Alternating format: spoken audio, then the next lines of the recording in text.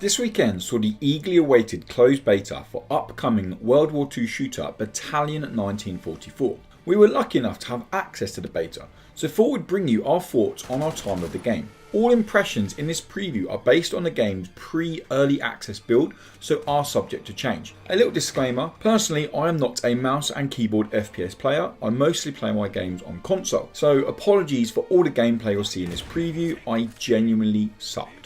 Let me start by saying that Battalion 1944 is as hard as frickin' nails. With the game's World War II design, it has understandably been compared to Call of Duty World War II, but is by no means a copycat of Activision's powerhouse shooter franchise. If you were to compare Battalion to a shooter, it would have to be CSGO. Not only does Battalion boast a real skill-based emphasis like Counter-Strike, it also is very much a team game. You won't find any solo KD kill streaks here.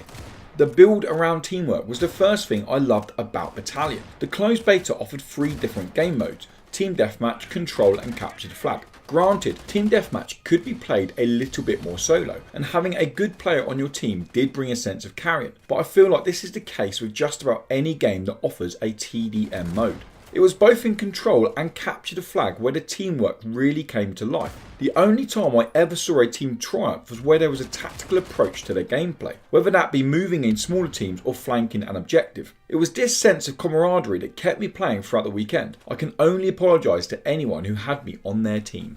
This tactical approach also dripped its way to the weapon selection for each map. Much like the modes, the beta also offered 3 different maps: Battery, a close quarters trench-based map; Derailed, a war-torn village mid-range map; and Coastal, a small town-inspired map that offered the longest sight opportunities. Picking your weapons before a match was similar to Battlefield, where you could choose a class, but unlike Battlefield, the different classes didn't come with different responsibilities. For example, a support class didn't require you to provide ammo to your teammates. I found this to be a pretty huge hole in the gameplay, especially as the rest of the game does such a great job of making you feel like part of a team.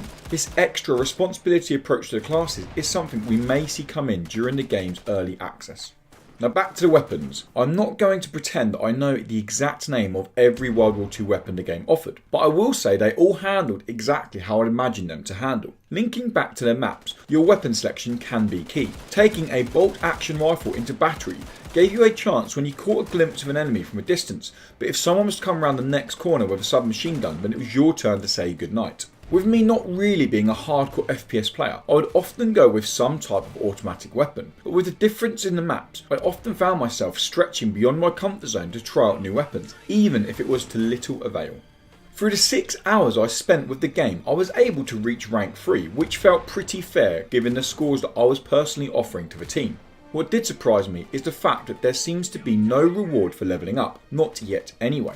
By heading into the training area, you can not only see all the weapons the game offers, but it also gives you a chance to give them a go on the range. But the game never really lets you know how you unlock these weapons. Personally, I'd like to see the ability to build or customise a loadout for matches, not to the extent of Call of Duty, but just the ability to choose to have a scope or no scope or different choice of iron sights. Nothing that gives you an advantage, but something that makes the gun feel personal to you.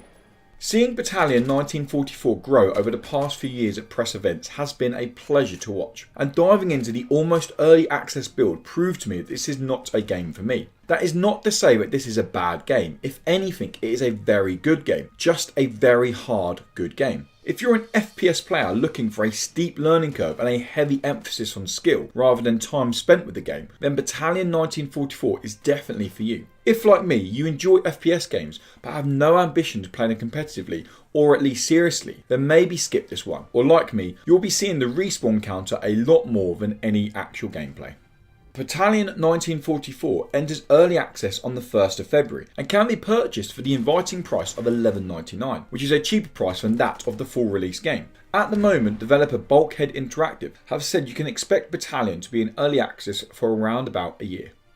To hear more on other indie game release announcements we heard this week, then why not check out episode 29 of the Indie Credible podcast? And to keep up to date with more indie game previews, reviews and podcasts, make sure you subscribe and check out indie-credible.com.